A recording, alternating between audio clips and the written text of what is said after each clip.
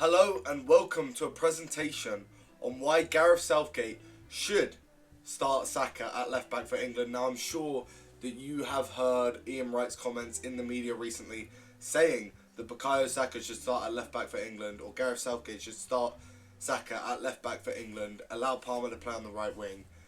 And a lot of people haven't taken it that seriously, but I am here today to take it seriously, and we're going to analyse whether this would actually work in an England system. So, let's first talk about how this is going to work. So the first thing we're going to need to do is change the formation to make this work.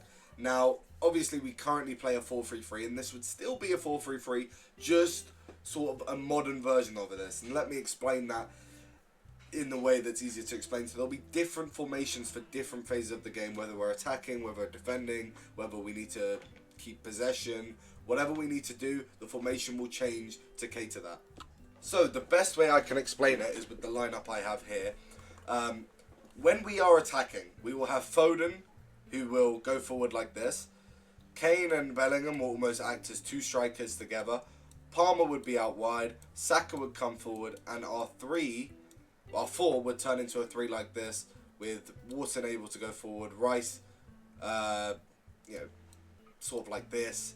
Rice able to, cover the midfield, and then as soon as, we lose the ball, back to what we just were, and not even just back to what we just were, it will turn into almost something like this, where Rice is filling in at the back, Wharton and Bellingham are sort of like this, Foden and Palmer out wide, and Kane, where he likes to play, almost as a midfielder when we are defending.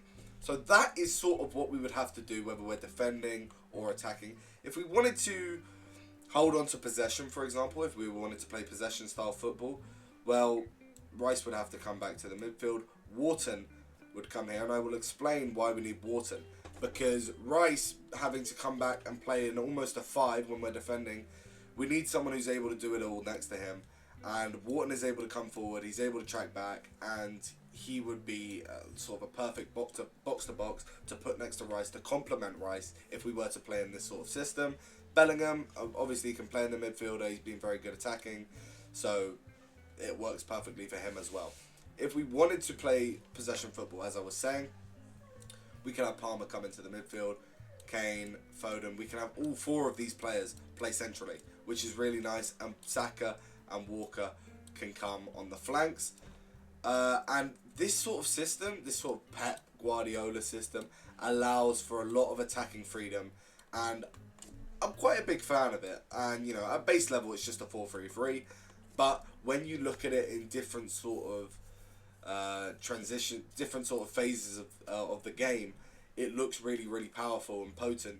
So as I just explained, this would allow for very attacking style football. It would allow us to go forward a lot more, and we would have a lot of potent attackers up top. We would have Foden, Bellingham, Palmer, Kane and Saka all contributing to a massive attack against whoever we're playing.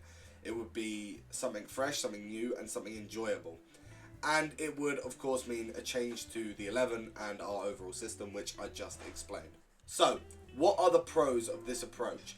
Well, it would mean that we have a left footer at left back again. If you've been watching Trippier, he relies so much on his right foot, it is very, very difficult to watch sometimes. We've just struggled on the left a lot because we haven't got a natural left footer, and we are missing Shaw. He's still injured, so this is why we would choose Saka in this department. It would add extra attacking firepower. We would have at least 4 top class attackers going forward. Saka would be joining them as well, and it would just allow us to play Pep style football, as I said, almost Pep style football, not exactly, but attacking football. And some Palmer game time, which is always nice for a young English player to get some game time. Of course, a lot of people are calling for it after his last game. I think he deserves it, and I definitely think he will be getting it some more because he was a bright light in a dull game. And as I said, attacking football. So, we've talked about why it's good. Why is it bad? Well, defensively, we are already weak. However, at this tournament, we haven't been too bad, I will admit, defensively speaking. But defensively, let's just look at the quality. We are weak, and replacing a natural defender with a natural attacker is always a bit dodgy, especially considering this attacker has not really played left back in quite a long time. and it's not his natural position. It would mean a big system change, and at an international tournament like this, it would be a massive risk just changing the whole system. And if it doesn't work out, Southgate is guaranteed to lose his job, and it just makes him look really stupid. As I said, similarly, there's no time. Like, how are we going to spend the time to mould the team to work in this sort of system? It just wouldn't work at an international tournament. It would be very difficult to do, at least. Fourthly, we're wasting Saka. Saka is a top class attacker, and to play him at left back almost feels like a stupid decision. Like, it feels like if Southgate were to do this, it would almost be the same decision as putting Trent in midfield. Oh, he's good at passing, stick in midfield. The fans are calling for it. Oh, Saka's pretty good at defending. He's left-footed and he's played left back before. We need a left back. Let's stick him there. Just feels a bit stupid, a bit rushed, and I don't think that we would do it. And finally, this might not be true, but I feel like mid-game management for Gareth Southgate with Saka at left back and that whole system change really wouldn't work. Like, I really feel like Southgate would struggle in that sort of environment where he's got this modern style of football. You see Southgate, he has his style and he sticks to it. He's never really changed it, and that is why a lot of people are clamouring for him to go.